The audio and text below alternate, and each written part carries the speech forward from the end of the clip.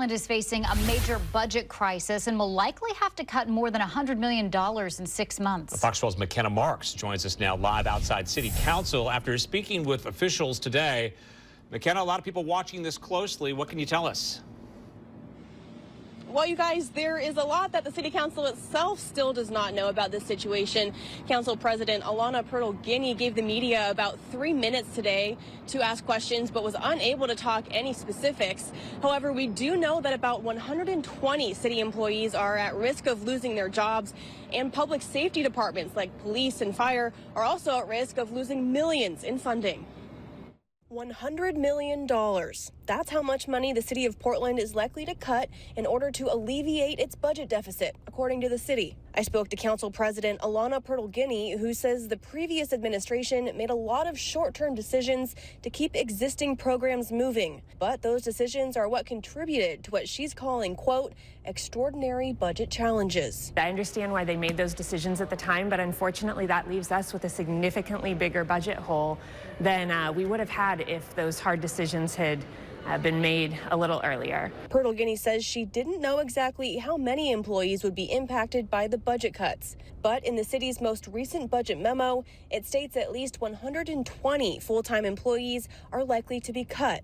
As of right now, the city says it's still unclear about what departments will lose funding. But in that same memo, the city administrator required Portland's police and fire departments to submit the potential financial impacts of an 8% budget reduction. For Portland Fire and Rescue, that would mean a loss of $12.6 million. That's closing 6 fire stations.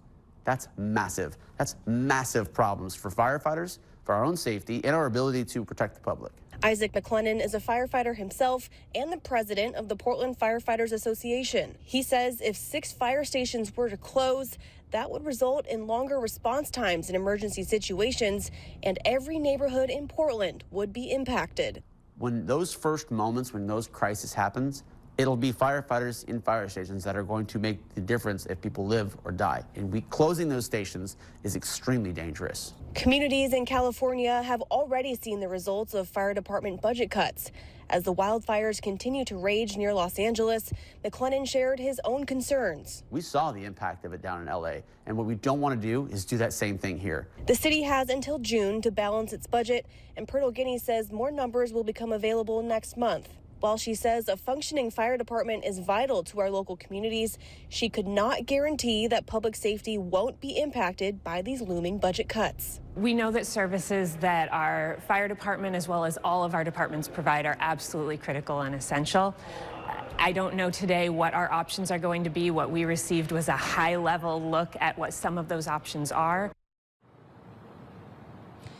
City Council tells me it's collaborating with Mayor Keith Wilson and plans to give the Portland community a chance to share their own thoughts on these looming budget cuts.